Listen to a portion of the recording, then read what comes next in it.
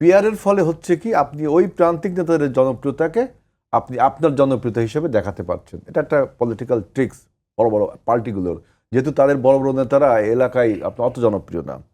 আরেকটা হলো যে দেখেন, পিয়ারে আমি দেখলাম যে স্থানীয় রাজনীতি খুব দুর্বল হয়ে পড়ে এবং টোটাল পলিটিক্সটা আপনার কেন্দ্রীভূত হয়, সেন্ট্রাল খুব পাওয়ারফুল হয়ে যায়।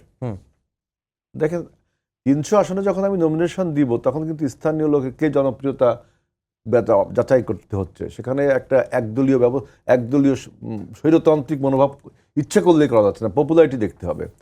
এখানে আপনি একজন ব্যক্তিগত দলীয় প্রধানকে আপনি একদম স্বয়ং সম্পূর্ণ করেছেন, তার হাতে সমস্ত ক্ষমতা, যে কয়টা সিট পাবে তিনিই লিখে দেবেন কে কে পাবেন। এই যে মানে কেন্দ্রীয় রাজনীতি কেন্দ্রীভূত হচ্ছে আর স্থানীয় রাজনীতি দুর্বল হবে। আরেকটা কৌশল জামাতের, এটা নিয়ে সিট বাড়িয়ে নেওয়ার একটা কৌশল। কারণ জামাত সাধারণত আমরা ইতিহাস লক্ষ্য করলে 20টা 25টা সিট পেয়েছে, তাই না? তো এবার যদি তারা লক্ষ্য করে যে এই পিআর পদ্ধতি বলে আমাদের সিট আরও কিছু বাড়বে, এটা একটা কৌশল হতে পারে সিট বাড়িয়ে নেবার জন্য।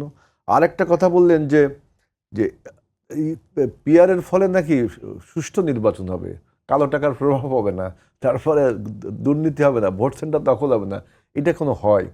আগে পিআর হলে হবে কি, মার্কার জায়গা মানুষের জায়গা মার্কা যাবে, তাই না? পিআর এখন আমি ভোটে দাঁড়ালাম যে হেলালকে ধানের শীষে ভোট দাও, তখন হবে শুধু ধানের শীষে ভোট দাও, হেলাল তো থেকে যাচ্ছে।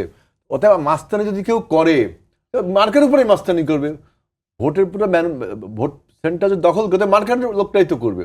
অর্থাৎ পিআরের ফলে ভোট ম্যানিপুলেটিং বাদ করা যাচ্ছে না, হচ্ছে পিআরের ফলে আসন বাড়ানো ছাড়া আমি আর কোনো কাজ দেখলাম না। আর ওই যেটা বললো যে অনেক লোক আসতে পারে সংসদে, কিন্তু এটা হ্যাঙ্গিং পার্লামেন্ট হয়, এটা কিন্তু এটা কি এক কথাই জাস্ট আমার সময় আর আসন ভাগাভাগি যেটা বলছেন যে আজকে যদি সত্যিকারের আমরা যদি একটা সমঝোতা নির্বাচন করতে পারতাম, হাসিনা যে নির্বাচনটা করেছিল 24 সালের